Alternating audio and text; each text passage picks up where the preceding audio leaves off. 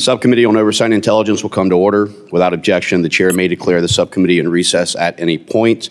The purpose of this hearing is to identify divisive diversity, equity, and inclusion policies implemented under the Biden administration that the State Department must reform to meet America First foreign policy objectives. I now recognize myself for an opening statement. Good afternoon and welcome to the first hearing of the Subcommittee on Oversight and Intelligence in the 119th Congress. As we start the new Congress, I'm looking forward to working with the colleagues to deliver real results for the American people by advancing President Trump's America First policies and agenda. Over the next few months, through our State Department reauthorization deliberations, this subcommittee will work to identify areas of the Secretary's office or the S Bureau that must be reformed and reprogrammed to reorient the United States as a leader on the world stage while ensuring that taxpayer dollars are effectively used to bolster U.S. national security efforts. For far too long, the State Department prioritized radical liberal political ideologies and woke policies over advancing diplomatic objectives that serve American interests and protect the American people from our adversaries. While the Biden administration was trying to figure out what pronouns to use, our adversaries grew stronger and more emboldened. China aggressively enforced unlawful territorial claims in the South China Sea and has undermined the United States and our allies at every turn. Russia invaded Ukraine, North Korea ramped up its military provocations, Iran advanced its nuclear weapons and ballistic missile programs, empowering its proxies to now cause chaos throughout the entire region of the Middle East. Israel was attacked and global shipping routes in the Red Sea was blocked. Over the last 4 years, among others, the American people watched these foreign policy failures unfold and voted for real change and action on November 5th. The American people gave President Trump and the Republican-led Congress a mandate to reverse the damage and restore common sense to our federal government. Today, this subcommittee will take its first step to deliver on this mandate by examining the State Department's Office of Diversity and Inclusion. The Office of Diversity and Inclusion detrimentally influenced operations across the State Department by making DEI a core precept for promotion considerations within the ranks of the Foreign Service, granting passport applications the ability to select X as a gender, and using taxpayer dollars to fund numerous woke projects, including commemorating Black Consciousness Month with an event in which employees learned about the inclusive Afro-Brazilian culture through music and LGBTQI+ culture through Vogue dance in Brazil. That was a mouthful. These policies corrupted the core mission of the State Department, and we must restore unity and fundamental American principles to the department, eliminate wasteful spending, and ensure that President Trump's executive orders are fully implemented, not subverted by rebranding DEI-driven programs. It is our duty to ensure that Americans become safer, stronger, and more prosperous. I want to thank our witnesses for appearing before the subcommittee today, and I look forward to productive discussions on how we can enhance America's security through common sense policies and responsible leaderships.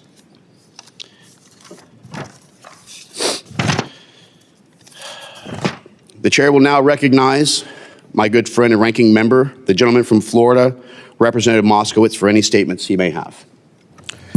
Thank you, Mr. Chairman.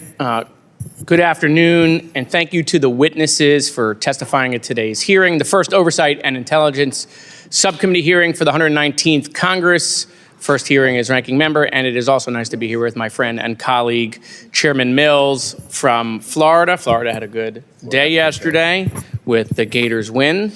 I would like to spend a few minutes focusing on the title of this hearing: Deficient, Enfeebled, and Ineffective. If I didn't know any better, I thought we would be talking about Trump's tariffs that were just put in place. In fact, if you listen to Elon Musk talking about the architect of the Trump tariff, the mastermind Peter Navarro, Elon calls him a moron. He calls him dumber than a sack of bricks. And then Elon apologizes to the sack of bricks because he thought he offended the sack of bricks by comparing them to Peter Navarro.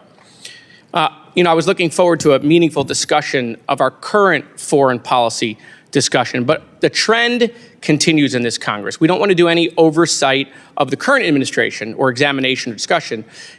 even though that is kind of the point of this subcommittee, but instead we're focused on looking backwards, Biden-era policies. So we're going to talk about DEI. Newsflash to my colleagues across the aisle. You won, we lost. This was one of the issues on the ballot. There's an EO has been signed, DEI has ended, but yet we're still going to look backwards. Oddly enough, there were some of the programs and objectives that you rolled back that you also had in place during the first Trump administration that promoted diversity and inclusion. You know, there's this movie Spaceballs. I'm a big fan of this movie Spaceballs. There's a scene when Colonel Sanders and Dark Helmet are talking, and Colonel Sanders says to Dark Helmet, he says, "You're looking at now, sir. Everything that is happening now is happening now." And Dark Helmet says, "What happened to then? We passed it. When? Just now. We're at now. This is the present, okay? And not a single one of my colleagues want to talk about now. They want to talk about then. They want to talk about the past, okay? What I want to know is when will then be now? Soon, perhaps? Our witness today, Ambassador Gina Abercrombie-Winstanley, has experience on the ground in some of the most sensitive regions of national interest and extensive involvement in our national security apparatus. I want to welcome her and the other witnesses here today. The ambassador, after her term to Malta, served as the Chief Diversity and Inclusion Officer at the State Department. And I'm sure she'll be able to provide more detailed insight into the programs that the Trump administration has begun dismantling. You know, one of the things I want to talk about and end with here in my opener, Mr. Chairman, is that it is a bipartisan objective, Democrats and Republicans, to talk about what's happening with China. We had a China Select Committee that was very bipartisan, but my colleagues seem to be undermining that effort because of the freezing that has gone on with foreign aid. Any member who has traveled around the world and met with world leaders, met with ambassadors, knows every time the United States removes a dollar from foreign aid, every time we withdraw and create a vacuum, China is coming in and is making more friends than the United States, having more leverage, having more influence. We want to fight Belt and Road. Well, we can't withdraw. We can't isolate. And what's been going on within the State Department, what's been going on within the administration is absolutely against what we're trying to accomplish on China. These tariffs that the president is putting in place on China, well, the other piece to that is to isolate China from the rest of the world at the same time, but we're not. And we're fueling other countries to turn to China, to run to China as we withdraw our foreign aid. America first can't be America alone. And that's where we're headed with the current policies of the administration. With that, Mr. Chairman, I yield back. Thank you, Ranking Member. Like yourself, I was also a bit confused whenever we talked about deficient, enfeebled, and effective. I thought we were talking about Biden's entire administration over the last 4 years. But I'll also remind our Ranking Member that in order to understand the mistakes that was made in the past, we have to resurface and rehash these issues so that we can prevent them from occurring in the future, not just continue to make the same mistakes over and over because we didn't learn from them. Other members of the committee are reminded that opening statements may be submitted for the record. We're pleased to have our distinguished panel of witnesses before us today on this very important topic. Mr. Simon Hankinson, I apologize if I mess up anyone's name, is a senior research fellow at the Heritage Foundation. Mr. Hankinson has served as a Foreign Service Officer in the State Department for over 20 years, and thank you for your service. Mr. James Rogers serves as a senior counsel for the America First Legal. Prior to joining America First Legal, Mr. Rogers was senior litigation counsel at the Solicitor General's Office of the Arizona Attorney General's Office. Mr. Rogers also serves as a Foreign Service Officer in the State Department for 6 years. Thank you so much for being here. Ambassador Gina Abercrombie-Winstanley served as the Chief Diversity and Inclusion Officer for the Department of State under the Biden administration. This committee recognizes the importance of the issues before us and is grateful to have you here to speak with us today. Your full statements will be made part of the record, and I'll ask each of you to keep your spoken remarks to 5 minutes in order to allow members time for the questions. I now recognize Mr. Hankinson for his opening statement. Thank you, Chairman Mills, Ranking Member Moskowitz, members of the committee. The views I express in this testimony are my own. My only prayer for the future of diversity and inclusion is that we invest in and nurture talent no matter what they look like. That was actually Snow White actress Rachel Zegler, and it's one thing I agree with her on. Diversity is great when it comes from fair competition and individual choice. Equity should mean equal opportunity and equal treatment.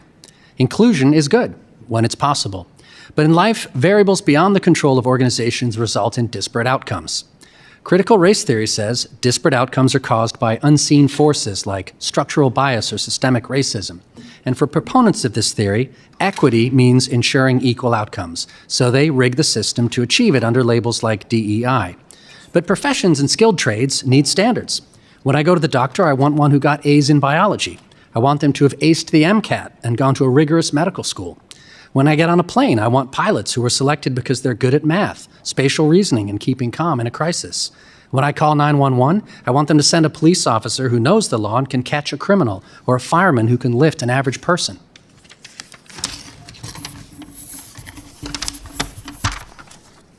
There are two ways to get diversity in selective professions. You can educate everyone to a high standard and let them compete, or you can discriminate to get the sex and race percentages you want. And in trying to make the U.S. Foreign Service look like America, the State Department chose discrimination. If you want the analysis, the data, the charts, I've written several long reports which are available online. But there's no systemic evidence of bias at the State Department against favored minorities. The sad truth is that the American education system is failing to deliver a pipeline of potential recruits that is as racially diverse as our country. Only 30% of 8th grade students in the U.S. are proficient readers. In 2023, not a single child tested proficient in math across 67 schools in the state of Illinois. In 2020, the Smithsonian Museum wanted us to believe that hard work is the key to success and work before you play were aspects of white culture. That would have surprised my friend Taitusi in Fiji, a successful builder, and it would have been news to my friend Kojo in Togo, who gets up at dawn every day to run his coffee farm. I've lived 10 years in Africa, 4 in Asia, and 20 in Europe. The values that make people succeed are the same the world over. The reason our schools fail is because we let them.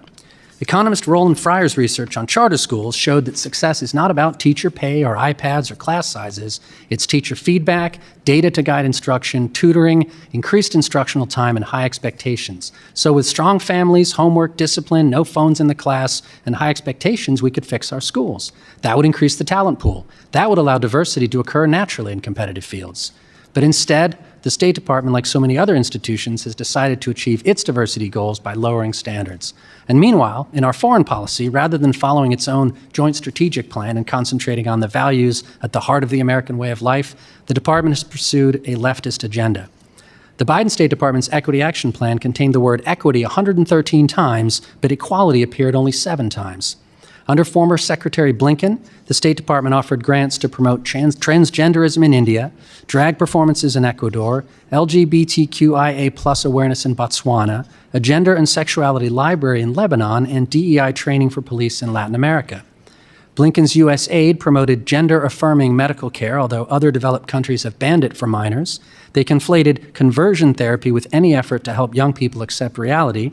And at the United Nations, U.S. diplomats fought to replace sex with sexual orientation and gender identity, and women with women in all their diversity, which is code for allowing men to self-identify into women's spaces and compete against women in sports. Woke ideology is dug in. Consultants are making millions writing and advising about it. Institutions will resist or rebrand. At NASA's Jet Propulsion Lab, they kept their DEI chief but renamed her from Chief Inclusion Officer to Chief of the Office of Team Excellence and Employee Success. At California Institute of Technology, they promoted their Assistant Vice President for Diversity, Equity, Inclusion, and Assessment to Associate Vice President for Campus, Climate, Engagement, and Success. New titles, same old jobs. Discrimination is discrimination, whether you call it affirmative action or DEIA or belonging or engagement or success or excellence. Hiring people because of how they look and not what they do is wrong, and it's also illegal. The State Department's guiding principles at home must be equal opportunity, fair treatment, high expectations, and accountability. And in foreign policy, the focus must be on enduring American values. Thank you for inviting me today, and I'm happy to answer any questions. Thank you so much, Mr. Hankinson. At this point in time, we'd like to recognize Mr. Rogers for his opening statement. Chairman Mills, Ranking Member Moskowitz, and members of the subcommittee, thank you for the invitation to testify. I'll be summarizing my written testimony. First, to acknowledge the positive, my testimony is about the Department of State's failures under prior secretaries. Things have already markedly improved under Secretary Rubio, and I'm confident the problems I outline can and will be addressed under his leadership. I served as a State Department Foreign Service officer for 6 years. My experience during President Trump's first term showed that the department has an entrenched culture focused on opposing him and punishing anyone who exposes this. Shortly before my consular tour in Brazil in 2017, President Trump rescinded Obama-era requirements focused on fast visa interview speeds. Instead, he ordered the department to focus on thoroughly vetting visa applicants. However, the Minister Counselor for Consular Affairs for Brazil, Doug Conniff, ignored these orders and imposed an even more aggressive standard than what President Trump had rescinded. My direct supervisors, Consular Chief David Franz and Deputy Chief Kelly Kopswell, also directly disobeyed department directives about slowing down the interview process to give officers enough time to vet applicants. I blew the whistle about this. The department investigated and confirmed I was right. Soon after, apparently in retaliation, Franz filled my employee evaluation with false negative statements that led the department to deny me job tenure and schedule me for separation. While preparing a grievance against this, I discovered the same problems were happening worldwide and that more thorough visa interviewing would likely decrease visa overstay rates by 50 to 75%. This means that out of the 1.8 million visa overstays during President Trump's first term, malfeasance likely caused 900,000 to 1.4 million of them. To put that in perspective, 10 U.S. states have populations of less than 1.4 million. Thus, consular managers subverting President Trump's policies managed to add an entire state population's worth of illegal aliens in just 4 years. The department's Office of the Inspector General ignored my complaint about this. The Office of Special Counsel also rejected my complaint, incorrectly claiming that it was secondhand information. Yet at the same time, the intelligence community's IG was investigating secondhand allegations from Alexander Vindman that formed the sole basis for the impeachment of President Trump. I also submitted a complaint to the OSC for whistleblower retaliation, but 7 months later, when my grievance was nearing resolution, the attorney assigned to investigate my case had never even started investigating. Eventually, I won my grievance, but the department made the process as painful and drawn out as possible and hobbled my career in ways I would never recover from. It became clear I had no future there, so I left. This experience shows that first, department employees believe they can disobey the president's lawful orders and they often get away with it. Second, the mechanisms designed to stop wrongdoing and protect whistleblowers do not work. In my current role as Senior Counsel at America First Legal, we've discovered more problems. The department started assigning diversity, equity, inclusion, and accessibility scores to employees in 2022 and using them to make tenure and promotion decisions. Anecdotal evidence suggests these scores were used not just as an Orwellian way of enforcing ideological conformity, but also as a pretext for discriminating against white males. One department employee was reprimanded by his supervisor and penalized in his DEIA score because he declined to volunteer his free time to help at an LGBT pride festival outside of work hours. But the DEI hysteria did not stop there. When he applied for onward assignments, he was almost always required to describe his efforts to promote DEIA. Only the 2 posts that did not seek this information accepted his application for an onward assignment. Thankfully, the new administration has eliminated these DEIA scores. However, the bureaucracy continues to discriminate against employees in other ways. For example, a diplomatic security special agent has been the target of a nearly 5-year-long witch hunt because he posted traditional Christian symbols and prayers to his personal social media. Department officials reacted to these innocuous posts with baseless allegations that he was a white nationalist and a right-wing Christian associated with violent extremism. This agent has been selected for promotion 3 times over the last 5 years, but the department refuses to promote him because of the pending investigation. This sort of pretextual attack driven by ideological extremists within the department must stop. Those involved in this weaponization of government must be held accountable. These specific cases are emblematic of a more widespread problem in the department's culture that festered during the Biden years. Through Freedom of Information Act requests, AFL has uncovered diplomatic cables that detail the extreme ideological bias in Blinken-era department programs that sought to indoctrinate citizens of other countries into supporting divisive left-wing causes. These Biden-era DEIA programs spread unwanted divisive leftist ideology to foreigners, driving resentment against our country and making it harder to achieve legitimate foreign policy goals that actually would improve Americans' lives. President Trump's order removing DEIA from the government is already having a positive effect. However, the department should also retroactively reevaluate everyone denied promotions from 2022 to 2025 without using DEIA scores and then give promotions with back pay to those found worthy. More generally, because there appears to be a persistent pattern of bias in tenure and promotion decisions, employee evaluation should exclude anything that might allow a reader to infer an employee's race, sex, religion, or other protected characteristics. Additionally, to better protect whistleblowers, there must be reforms to the department's grievance system and how IGs and the OSC handle complaints, which I've detailed in my written testimony. Thank you, and I welcome any questions from the subcommittee. Thank you, Mr. Rogers. I now recognize Ambassador Abercrombie-Winstanley for her opening statement. Thank you, Mr. Chairman, Mr. Ranking Member, members of the subcommittee. I want to thank you for the opportunity to join you here today to address some of the misconceptions around diversity, equity, inclusion, and accessibility as characterized in the title of this hearing. I come from a family of proud public servants. I have 3 siblings, an older brother who served in the Army, a younger one who is a submariner veteran, and a sister who is a retired Navy captain. But I'm the only one who faced a terrorist attack while serving her country in the Middle East. During 30-plus years of assignments in the State Department, I stepped up to challenges in Cairo, Jakarta, Baghdad, and the Gaza Strip. Because of the stellar record and more, I was selected as the first woman to lead a diplomatic mission in Saudi Arabia. America got to show her best leaders come from all backgrounds.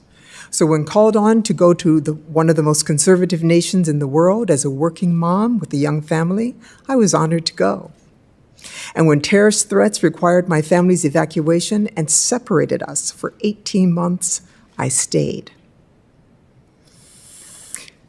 My presence conveyed a powerful testimony about the rights, capabilities, and patriotism of women without uttering a word. Even so, the most challenging assignment that I took on in my 30-plus year career was to support my colleagues, all of them, as Chief Diversity and Inclusion Officer for the department, CDIO.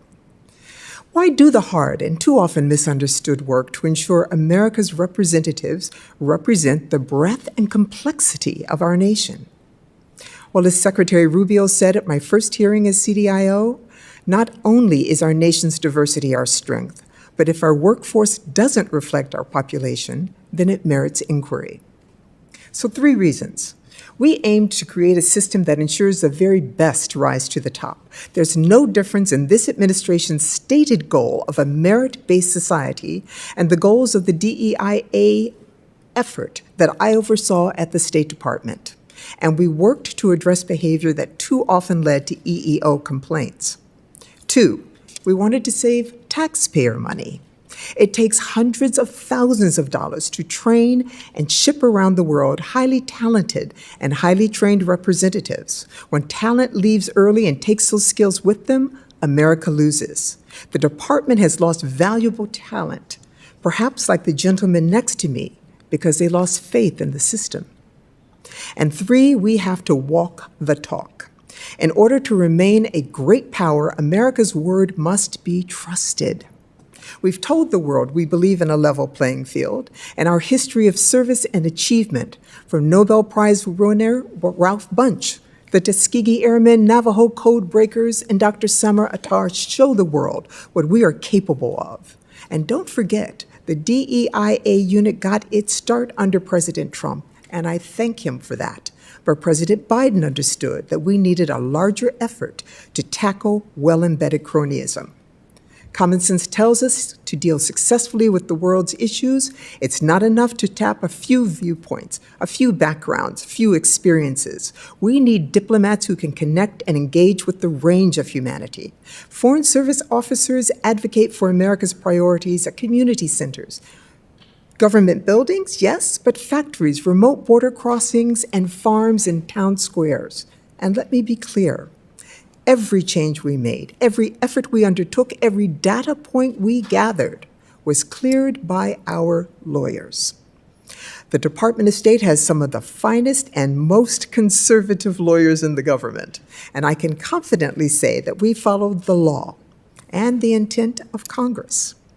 There were no so-called DEIA hires, and anyone who says otherwise is misinformed. Our focus was to dismantle cronyism, bring transparency, and build trust. So let me talk about a few of the programs that we started. Our method of assigning most diplomats is to have a bid list where everybody can see what assignments are open, but in a key position, the Deputy Assistant Secretary position was more secretive. Those positions weren't advertised or competed. You had to be known to the Assistant Secretary or someone in the Assistant Secretary's circle. You had to have the right connections, be in the in crowd. And because of this opacity, only certain people even knew that the position was open and available. This cronyism was far from meritocracy. And the Office of Diversity and Inclusion led the efforts to ensure that these positions, like others, were advertised and openly competed. Is this something that the American people would want to see turned back? This transparency? And I can tell you the first recipient of that DAS position under this new system was a white male. He wasn't the only one, but he was the first one, because inclusion means everyone. Another priority was to bring transparency and fairness to the assignments at a lower level. We brought strong business practices to improve our selection processes. We brought in standardized questions and panel interviews, something that business has been using for years, but the Department of State had not. And one of my favorite changes was modeled on the U.S. military culture, something I heard from my siblings all the time. We've got your back. My office worked with key stakeholders in the building and our embassies abroad and host governments to put a stop to widespread harassment and discriminatory treatment to some of our diplomats from various agencies at embassies overseas. Many reported being stopped, questioned, detained, even harassed by government officials in a way that would be illegal in the United States. Sometimes the diplomats... Madam Ambassador, your time Yes. is up. All right, you see I'm excited about these programs. I am as well. Well, thank you, Madam Ambassador. Okay. I now recognize myself for 5 minutes. You know, I want to go over a couple of things that you just made mention of. You talked about inclusivity means everyone. Can you tell me how doing an actual event which is only tailored towards a certain gender or a certain sexual preference or a certain racial bias is in some way inclusive of all, as opposed to just saying that everyone is welcome? Mr. Chairman, when you say doing a certain event, are you talking like Let's just say, for example, an LGBTQI event.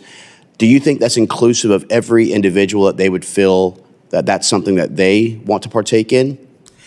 So I believe that it is a learning experience for people who don't belong to that group. That's why. But again, I'm affinity asking, groups- it's not about learning. We do that a lot. So I work Yes, in the Foreign you said, Service is it as well. inclusive? And I know for a fact that we learn about cultures. We learn about regions. We learn about the idea of not just cultural exchanges, but also what are some of the actual norms that you can actually learn about that allows you to be a better diplomat so that you can engage with them, because sometimes people are a little more vague and ambiguous in how they say things, but it's a cultural issue, not that they're trying to evade the question. So I understand that portion of it. Okay. But what we're talking about is inclusivity means everyone. Yes. So when you section off particular groups, do you think that that is inclusive when you're trying to tailor money to only go towards those particular groups for particular events? The point is to bring in underrepresented groups. That is why, and we have the statistics. GAO's done reports for many years that show we have underrepresented groups in the Department of State. Therefore, while we hire for merit only, we do have to recruit in a more focused fashion for different groups. People But are in don't you different believe, though, that meritocracy should be the only merit in which you're actually judged upon or that you're graded upon? Yes. Shouldn't matter any other factor other than who is the very best at being able to do a job. And I don't think that, having served in the United States military for a number of years, I don't think once did I look to my left and right and say, gosh, I sure hope that he knows his pronouns. Gosh, I sure hope that he has this background and culture. Gosh. No, I said, I hope that he's the absolute best warfighter that we have who's standing to my left and right. And it's the only thing that I cared about. As I fought with a gentleman who was from Cambodia, who lived in LA, a man from Brooklyn, a man from Lombard, Illinois, all of which the color of their skin didn't matter. We all wore green. And that actually matters, more so than any other diversity, equity, inclusion, which has been nothing but a divisive tool. But I will ask this. Can you please outline how much money did the department allocate to fund the Office of Diversity, Equity, Inclusion every fiscal year? Every fiscal year. At the beginning, my first year, our budget was about $2.2 million. By the time I left, it had grown to about $7 million, and these figures are, you probably have access to them already, of course. There were other programs throughout the building that might have fallen under the rubric of what the Department of State always used, which is recruit for diversity, but we hire for merit. There were no DEIA hires. And can you just explain to me, how did this funding advance American interests overseas? How did this funding support the actual toppling of the Iranian regime, who was brutally murdering and torturing people like Mahsa Amini? How did this diversity, equity, inclusion prevent the Houthis from increasing attacks that disrupted 12% of global trade, the unfreezing of assets that led to a continuation of proxy funding? How did DEI and the office within the State Department help our overseas security and national security interests? Sure, if I may. Please. As I mentioned in my remarks, and as we all know from the 1960s, our reputation matters. That's how we build allies. That's how we build support. And trust matters, right? I beg your pardon? Trust. Our allies must trust that we're going to be there, Trust, right? but that we are going to. Just like Biden showed trust when he withdrew us from Afghanistan, abandoning so many of our SIV and others who fought alongside us for 20 plus years for political reasonings. I believe that was a great harm, and I understand that that harm is continuing even now with the SIVs, that they are not able to come to the United States now, which is not good. But if I may answer the question that you asked, our reputation of being a country where merit counts, where if you work hard, you can achieve. And that means all of us going and showing the world that all of us are able to benefit from our hard work is important. It does help our foreign policy. Well, I agree that hard work matters, especially as a person who grew up in a broken home where my dad spent 32 years in prison, my mom spent 7.5 years in prison. It was riddled with drug addiction and other substance abuses. Hard work is what matters. Hard work is what got me here, and why our socioeconomic background shouldn't define us as individuals, and we shouldn't divisively try and identify people by anything other than the best and the hardest working. With that, I'd like to now recognize my ranking member, Mr. Moskowitz, for 5 minutes. Thank you, Mr. Chairman. I'm actually going to go to Madeline Dean first for questions, if that's okay. Recognizing the gentlelady, Madeline Dean.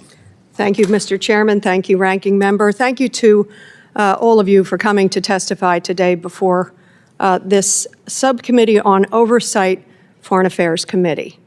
I'm touched by your comments there, your personal comments.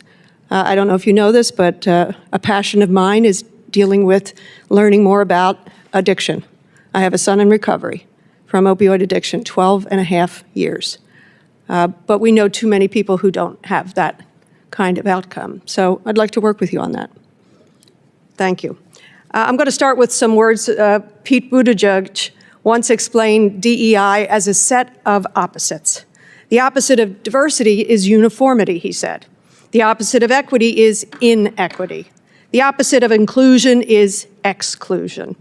The values and principles of our country are not uniformity, inequity, and exclusion. That's not the America I know, nor is it the America I will ever fight for. Mr. Chair, is the committee aware of who is President of the United States today? Donald J. Trump. It's not Joseph R. Biden. This backward look on a topic of DEI is such a misuse of our time. It's a misuse of your time. The role of this Foreign Affairs Committee in oversight is important, yet Republicans have decided that relitigating the Biden administration is a better use of our time. I disagree, because oversight is important. There are plenty of actions by the current administration that warrant oversight. Here are just 3 examples. The illegal shuttering of USAID and the subsequent spread of disease, death, and starvation of children deserves our oversight and our attention. 2, the National Security Advisor's irresponsible and likely criminal use of Signal, and apparently many, many times, as well as Gmail, recklessly compromising our own national security and a military operation, as well as intelligence officers and military personnel, boy, that deserves congressional foreign affairs oversight. Number 3, the incompetent and incoherent use of massive tariffs, even on our allies, especially on our allies, deserves congressional oversight. It is the largest tax hike on Americans in peacetime since World War II. We should be taking a look at the loss of $11 trillion in 11 weeks by this president who inherited an economy that was the envy of our allies.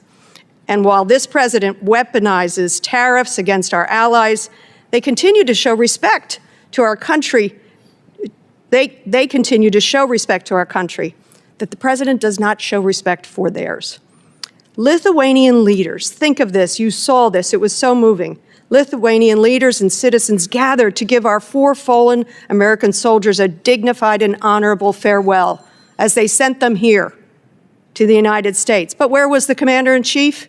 He canceled his attendance at the dignified transfer of the bodies of 4 American soldiers who tragically died in Lithuania. Well, after all, he had a couple of golf games to go to, $1 million a plate fundraiser for a PAC that supports him, and I guess a few tchotchkes, Trump tchotchkes, to sell along the way. Don't attend the return of our fallen heroes. Who exactly was he raising the money for? I'm not really sure. Certainly not the American people who are suffering massive losses in their retirement, in their attempt to save money for their kids' education, in their attempt to pay for everyday goods. But here we are talking about DEI under the Biden administration. Are you kidding me? This is a farce. I apologize that you are here for this farce. You should not be. As qualified as you are, this is not what you should be talking about with us. I regret the waste of your time, the circus that this is. As you might imagine, I am utterly outraged. Today's hearing is unserious and unworthy of this committee. It reflects poorly on those in this room who decided to convene it. And I want to be sure that is on the record. Mr. Chairman, I yield back with the simple question, who is the President of the United States? Well, I think it's very obvious that the American people unanimously decided to elect President Donald J. Trump, but I will remind the gentle lady from Pennsylvania that all last Congress on the 118th, all I heard about was the Trump derangement syndrome of Trump, Trump, Trump. But yet you want to talk about the 4 bodies. Let's talk about when Joe Biden was checking his watch while they were offloading what was his responsibility and his failure on August 26, 2021, 96 when we members, lost 13. 96 members have been returned. Donald Ms. Trump Dean, was there Ms. for Dean, 4. I reclaim. Ms. Dean, your time is over. To enter some documents in the record. Without objection. Let me just So tell you ordered. what they are. I'll enter into the record FY22 NDAA, which had bipartisan support, including Secretary Rubio, who was an original co-sponsor that explicitly endorsed promotion of DEI. Number 2, the Secretary said, quote, the Secretary shall implement performance and advancement requirements that reward and recognize the efforts of individuals in senior positions and supervisors in the department in fostering an inclusive environment and cultivating talent consistent with the merit system principles, such as participation in mentoring programs or support sponsorship initiatives, recruitment events, and other similar opportunities.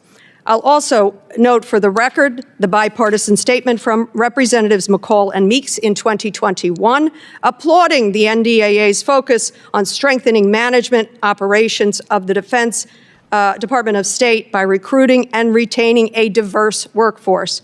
I'd also like to enter into the record 2 articles from The Atlantic that I'm sure everyone here is familiar with regarding the National Security Advisor's use of Signal.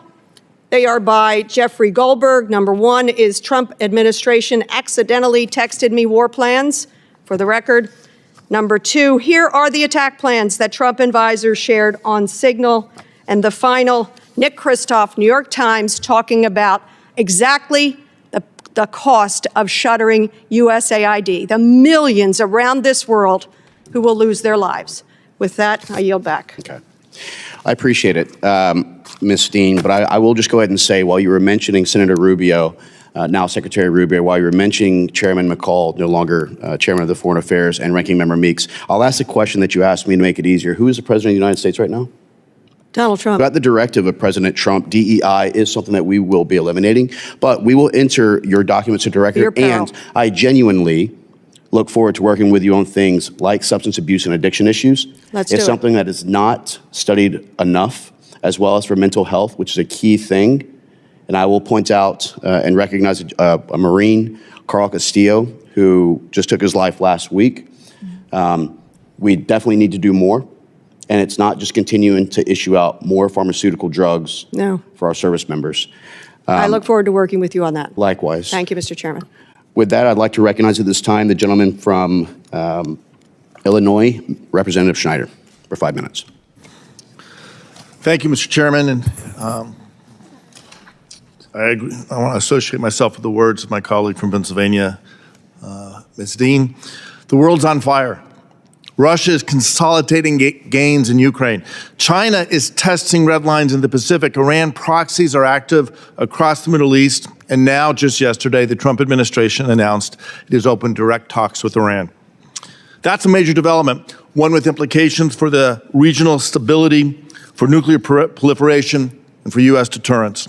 This subcommittee, focused on oversight and intelligence, is precisely the place we should be asking about these issues and asking tough questions. What are the administration's objectives? What is the intelligence shaping this approach? What are the risks? What are our allies being told, and how are they supporting us or challenging us? But we're not doing that today. In his opening remarks, the chair appeared to claim that it was DEI policies that was responsible for Russia's invasion of Ukraine, Hamas's invasion of Israel, China's actions in the Indo-Pacific. I don't think he believes that, but that's what this hearing seems to imply. I'll use my military language. I won't. I'm just going to say we shouldn't be doing this. I was going to. Yep. So we're holding a hearing instead to relegate the past administration's diversity initiatives at the State Department while Tehran and Moscow coordinate and Beijing expands its influence. What are we doing? We're attacking internal HR policies, attacking them with some absurd, I have to say, absurd arguments, gentlemen. This is not serious foreign policy oversight. It's a political sideshow. And it's a profound abdication of the responsibility we hold in this committee as members of Congress. To be clear, I don't defend every initiative of the previous administration. I didn't then, I don't now. I raised concerns publicly and privately.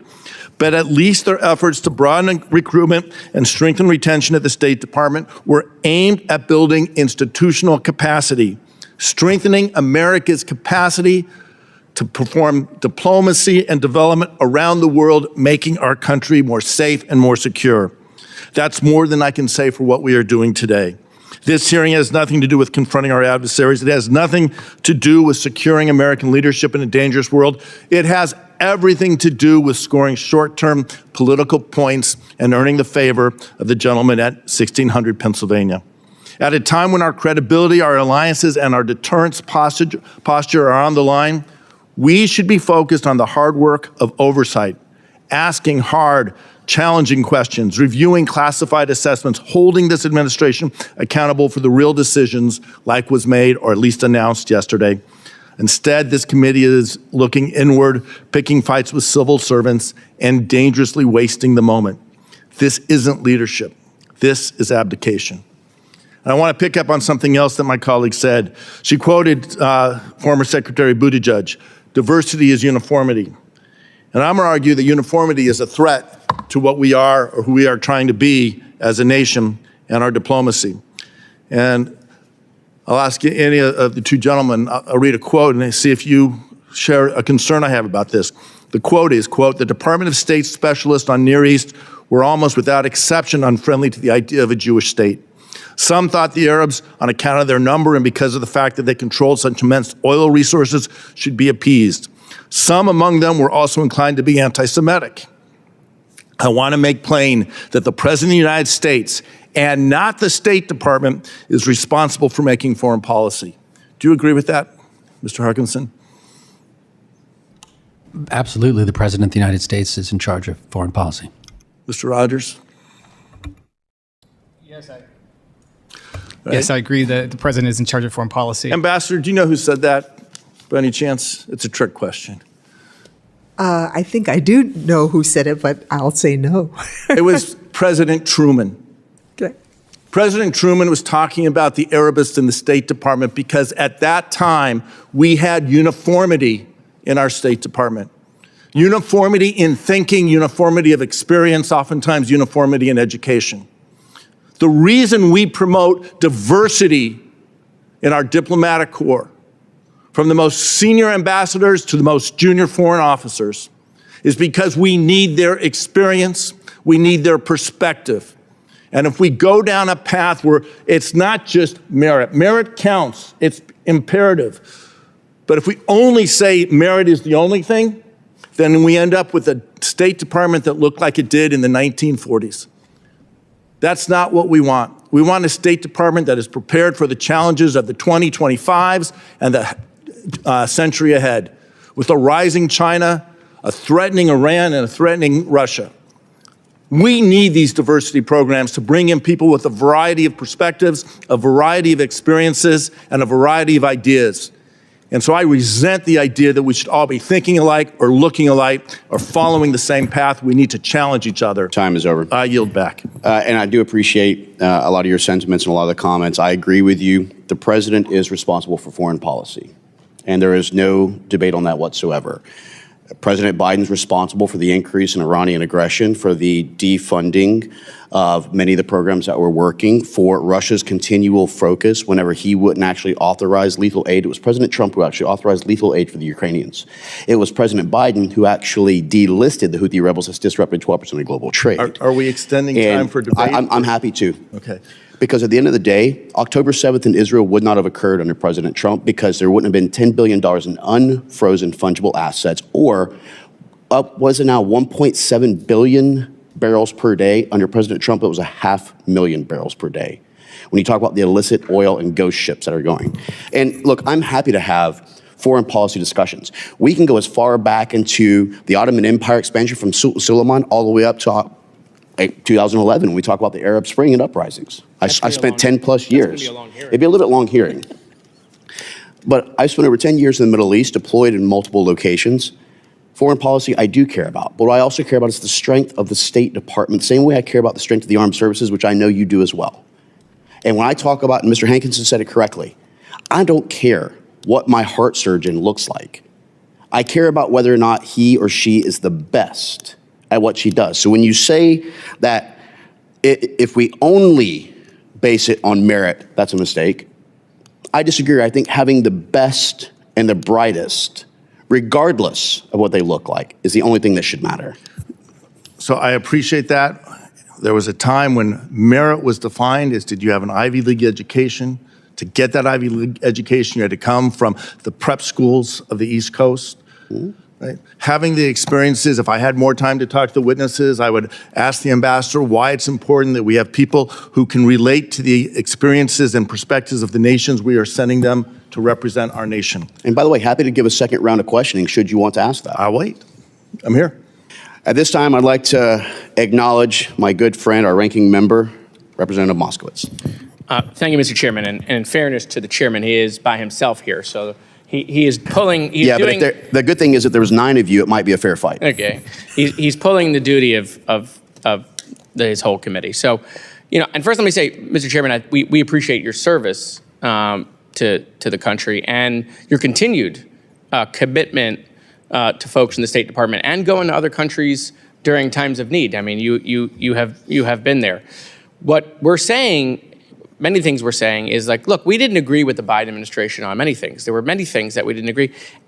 And we had these hearings already. These DEI hearings were occurring for 2 years.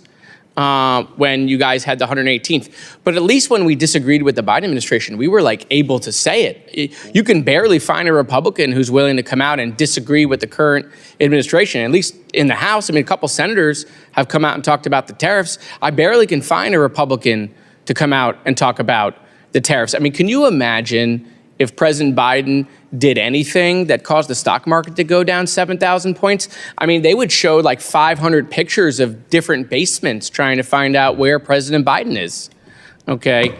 You know, there is a lot to talk about of what's going on right now, a lot to talk about, right? And Republicans should feel okay to defend those things. If they believe in them, then they should be able to defend them. But there's not a single committee, subcommittee, or main committee talking about anything that is going on now. It's all backwards. It's all looking backwards. I mean, you know, the president came in and said, we're going to solve the Ukraine war on day one. That hasn't happened, right? That war's still going on. In fact, Putin is the one who just turned down a ceasefire, right? We should be talking about that. We had battle plans, attack plans, whichever adjective, verb you want to use, leaked on Signal. We talk about trust with our allies. I mean, that undermines trust with our allies. We have tariffs. We're tariffing friend and foe alike, the whole world. That undermines trust and credibility. And that doesn't mean that there isn't bipartisan support to try to fix supply chain. As someone who was the emergency management director during COVID, our supply chain is broken. Democrats and Republicans in the Trump administration and the Biden administration spent $8 trillion after COVID, didn't fix anything in the supply chain. And so, yeah, we do need to figure out how to onshore some of our manufacturing back. But the execution of this is crazy. I mean, that's why you're seeing people within the Trump administration fighting with each other in this Peter Navarro, Elon Musk stuff. You're seeing some of Trump's ardent supporters, billionaires, coming out and attacking the administration. Everyone understands we got to onshore jobs, but to tariff the whole world at the same time, to crash the stock market when that was clearly going to be a repercussion. These are things we should be talking about. You know, there was a lot, and you know how I like boards. I bring boards sometimes. You know, when President Zelensky came to the White House, right, to talk about trying to bring the conflict to an end. We heard a lot about what he was wearing. Oh my God, the precious Oval Office. He didn't wear a suit. I mean, here's a picture of Kid Rock in the Oval Office. He looks like he's about to jump over 10 buses, okay, when he's done on the White House lawn. Okay, so like, give me a little bit of a break. Okay, we can put that down now. I think that picture solves itself. But you know, what else are we talking about, right? Oh, Canada, they're going to be the 51st state. I'd love to have a hearing on that, right, to figure out how many people want to make that happen. By the way, if Canada were to become the 51st state, it'd be the last time we had a Republican president. It'd be the last time the Republicans ever controlled the U.S. House of Representatives, because between California and Canada, you'd have a lot more Democrats. We heard that we're all going to vacation in Gaza. I mean, are you guys excited to go vacation in the Riviera of the Middle East? You know, we've been treating Canada and Greenland for the first 3 months tougher than we were treating Iran. I'm glad now that we're focused on Iran. I'm glad that we're moving strategic resources there. It is an opportunity to talk about Iran. But we've been tougher on Europe for the first 90 days than we were on Tehran. And so there are lots of things that we can be talking about, Mr. Chairman, things that we haven't yet talked about, things that Republicans should feel comfortable in defending if they believe in them. But we're going back to hearings we've already had, not just in this committee, but a number of committees. And so that's why we're bringing it up, Mr. Chairman. My time is elapsed, and I yield back. Thank you. Thank you, Ranking Member. We will now go to a second round of questions. I will just state for the record that in order for us to move forward as a nation, we must understand the mistakes of the past. And while this is just our first hearing, I think it is apropos for us to go through the past so that our next hearings can focus on how do we actually resolve key issues. But we did talk about oversight. The role of oversight is also how taxpayer monies, us as good stewards, are being utilized. And I think that we have seen where the offices of DEI, utilizing the 2 million and 7 million and 10 million and continuing to go up in numbers, could have been better spent on things that we all care about. Stopping the Iranian regime from nuclear power and allowing it to be a democratically elected free Iran. Stopping Russia's aggression, making sure that it's territorial sovereignty, and stopping China's continuation of its advancement towards a one-nation unification towards Taiwan. So I'm with you 100%, and we all share that sentiment. At this time, I'll recognize myself for 5 minutes. Mr. Hankinson, can you please outline the impact that DEI policies have had on recruitment and retention across the State Department? On recruitment, we've essentially, we can debate what the term DEI hire means, but we have changed the way in which people come in. Instead of, you have to pass the written, then you take the oral, and then 10% of the people pass the oral. Now, you don't have to pass the written. They'll dig into that bucket with this holistic, or whatever you want to call it, character review, just like the universities do, so that they can get the right percentage. Then they put them into the oral after they've gone through this thing called a qualification evaluations panel, which again looks for personal essay, personal narrative, things that they can find to boost the right percentages, and then they pass 50% in the oral. So it's changed. I would say it's rigged the system to provide results that they want, as opposed to just judge people according to their abilities and merits. And so we've ended up with, and I take the point about diversity of viewpoint, I think is very important. Unfortunately, we've reduced the diversity of viewpoint, and we very much have a more left-wing State Department than we did back in the days of Truman and even 20 years ago. As far as morale, look, one side always wins when you rig a system, so I imagine they feel better. But the other side loses, and that's why, as Americans, it's always been so important that we judge each other not according to those immutable characteristics, but by the things that are more important. And I would say that has suffered in the past 5 years. Thank you so much. And this whole rebranding of DEI, Mr. Rogers, Mr. Hankinson, in what ways could DEI initiatives continue under a different name or office within the State Department? They can just, we've seen this happen in multiple government agencies and private corporations. They just change the job title of the person administering the program. They can rename the existing programs, but keep the same content of the programs and the rules that are applied. They can, like I said, change position titles, and then they can put DEI concept into other programs that you wouldn't know that they'd have done it, because based on the name, you wouldn't be able to see it. This is a real persistent problem, is that sort of attempt to burrow it in and hide it in other places. And what kind of protections, Mr. Hankinson, do you think that we should implement to ensure that DEI initiatives cannot just simply be rebranded under a different name? It'll be difficult because they're pretty embedded, and a lot of people believe in them and do very well out of them. But I think one thing is oversight about where the money goes. The number I heard was more like $40 million over the past 2 fiscal years spent on DEI and related programs, because you have to count things like paying a trainer $10,000 to come and talk to people about microaggressions. So I think that stuff has to go, the things that are divisive. And then one suggestion that I have is to change the recruitment and the promotion process so that you eliminate all of the obvious factors that you can tell about somebody, like their sex and their race and so on, so that you can judge them on how they did their job, how well they speak the language, how many times they've been to the region, and so on. And just for the record, do you feel that since implementing the DEI officer, DEIA, that the State Department has become more effective in their diplomacy efforts and in securing U.S. national interests abroad? I believe in metrics, and I believe in proof, and the science. I don't see any metric by which you can judge that we have gotten safer, more prosperous, or more effective as diplomats as a result of spending this money. And I've seen some research that shows the exact opposite, that in fact morale and distrust and general sense of well-being among employees has gone slightly down. Mr. James, or Mr. Rogers, I'd love to hear your response as well.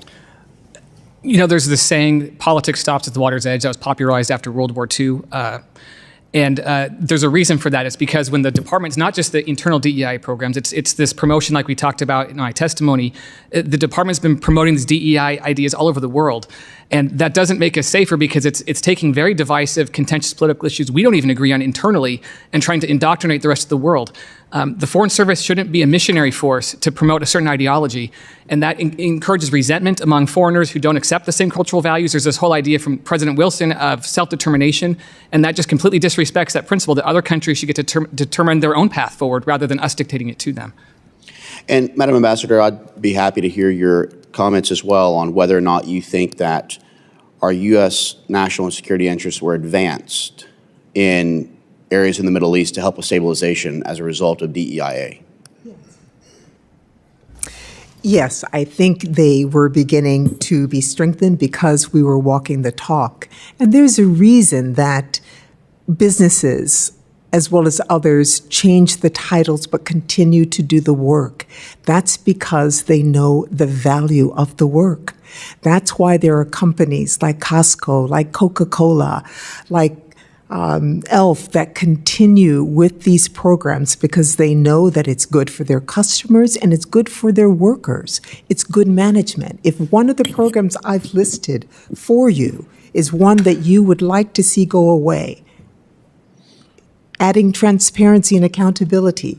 These are the things that we were working on to make a more inclusive and accountable and trusted organization. And I would be surprised to hear my colleagues suggest that there shouldn't be transparency in assignments or promotions. My time, unfortunately, has expired, but I believe that rebranding and rechanging the name is just trying to be tricky. With that, I'd like to recognize the gentleman from Illinois, Mr. Schneider, for 5 minutes. Thank you, and thank you for giving us the chance to ask questions again.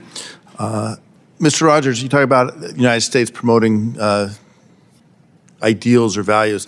Should the United States be promoting democracy around the world? Yes, it should promote democracy, but democracy doesn't include promoting DEIA. I'm just asking, should we be promoting anti-corruption around the world? Absolutely. Okay. Mr. Hankinson, we've talked about as the State Department's changed, what percent of the senior ranks in the State Department are white? I couldn't tell you exactly. But If you were what I to will guess, say, is it more or less than 50%? it's of the senior ranks, it's probably far higher than 50% because they were recruited in the 90s when the recruitment was not the same as it is today. 82.4%. So, what's changed? America's demography's changed. In 1990, it was probably 80% European and 12% African American and the rest, Hispanic and Asian. And now the numbers of Hispanics are far higher, Asians are far higher, and so you will see a change in the recruitment. Also, women, I believe, are now slightly over 50% of new recruits. Okay.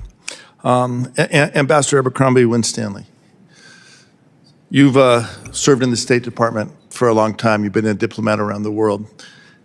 I'm going to give you the rest of my time. Can you talk about why it is so important, two things, that the people who travel across the world to represent our nation reflect who we are as a nation, and why, as people see that, they appreciate that the people who are in those countries have an appreciation for the nuance and distinctiveness of each of those countries?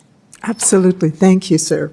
I know from my own personal experience, the surprise when I have walked into rooms representing the United States of America, the reaction of me being part of a delegation. Oh, you Americans, you talk about this, but you're actually doing it. You're a U.S. diplomat. And it brings us credibility as a nation that has said for centuries that everybody can come here and reach their full potential. That is what DEIA is about, trying to level the playing field so that people get as far as their abilities will take them.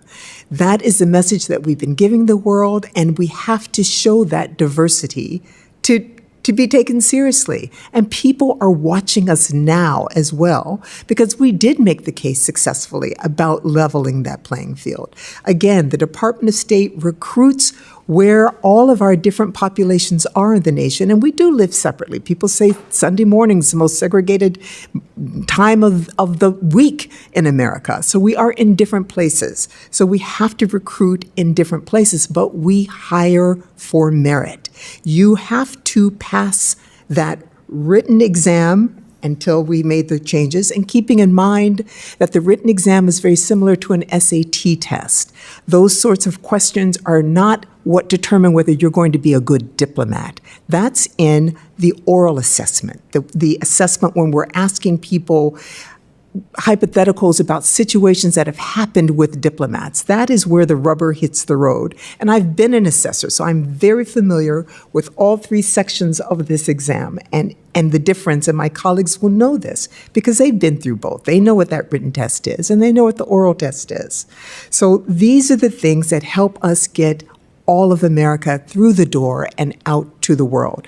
Languages, firsthand experiences with different cultures, my ability to blend in the streets of Cairo were what got my Arabic so good, and my ability to do negotiations in the vernacular, to do interpretations. When Governor Sununu came to Egypt, I was the one that was his interpreter for meetings.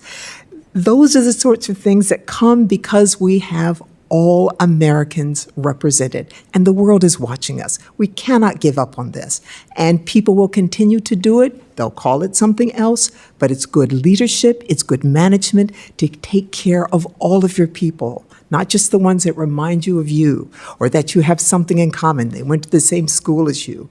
Take care of everybody. That's inclusion. And I'll add one thing with the writing test. I was an engineer undergraduate. Writing was not my strength. I know that if I was going to get into a career and succeed, I had to learn to write. But if I could get in the door, I would have the chance to gain those skills and use my other skills that come naturally to succeed.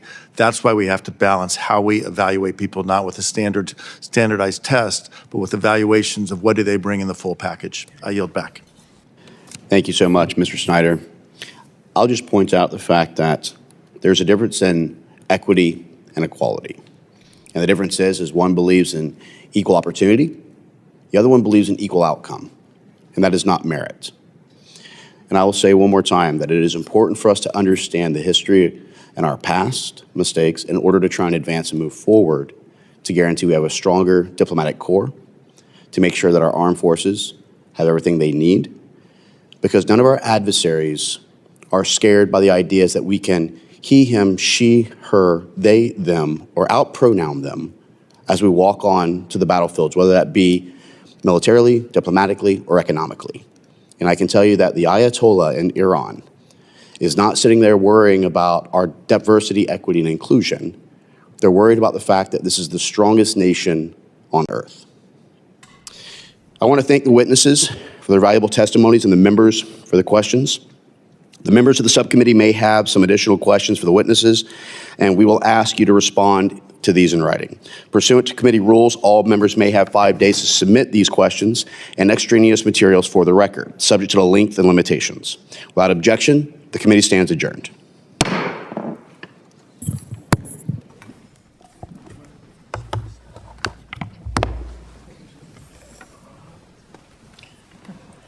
So, the programs that I mentioned, should we get rid of them because they came out of my office?